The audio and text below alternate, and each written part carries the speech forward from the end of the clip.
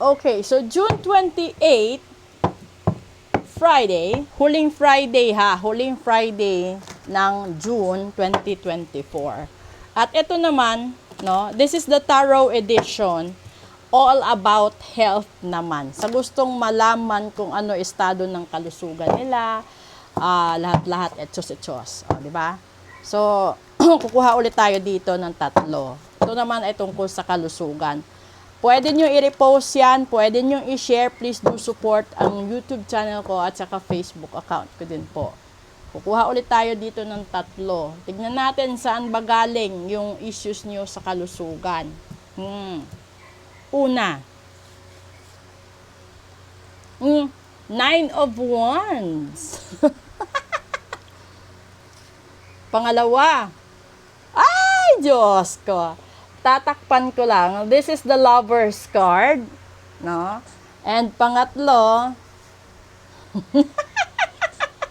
Judgment, Diyos ko. Ay, natatawa ako. Alam niyo kung bakit? Kasi yung Nine of Wands, di ba?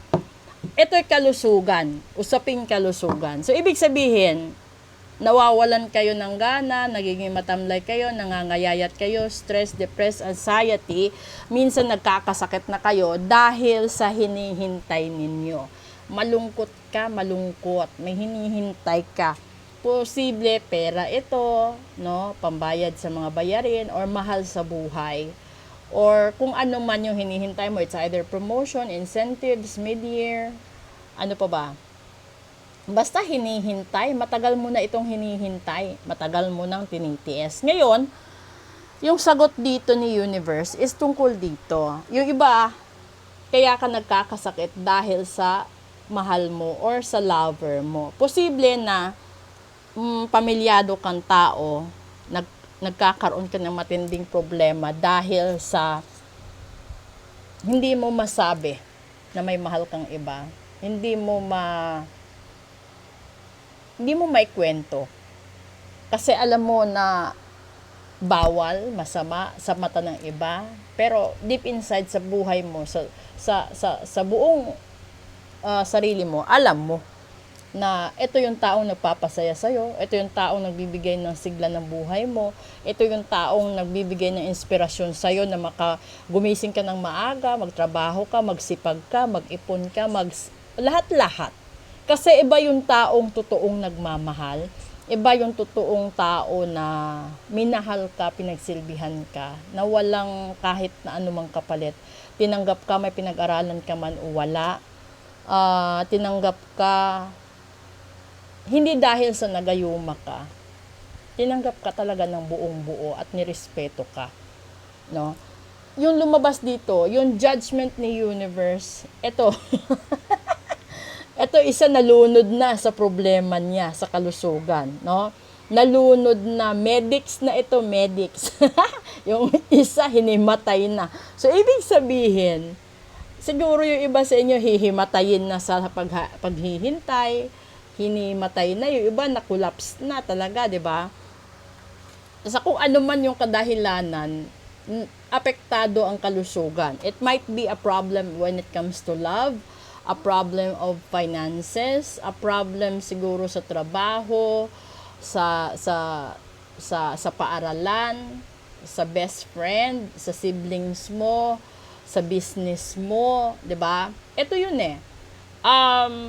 Sa sobrang malalim na pag-iisip mo, no? Masyadong pinag-iisipan mo, lalo na kung ito isang negosyo na palugi na, or isang negosyo na hindi mo matanggap na ninakawan ka ng sarili mong pamilya, ninakawan ka ng kaibigan, ng partner mo, 'di ba? Ito 'yun.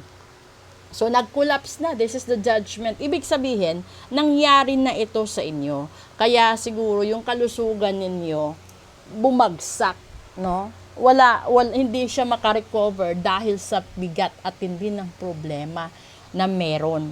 Kaya, doble ingat po. Ngayon, alam nyo na pwede kayong mag-collapse. Pwede kayong mawala, no, sa mundong ibabaw. Kasi this is the judgment card. So, ibig sabihin, posible may iba sa inyo, ma-stroke dahil sa stress. Yung iba, magkaroon ng matinding sakit dahil sa stress, no? Kasi anxiety, depression, yung iba nga nagsisuicide na, hindi na natin nakokontrol.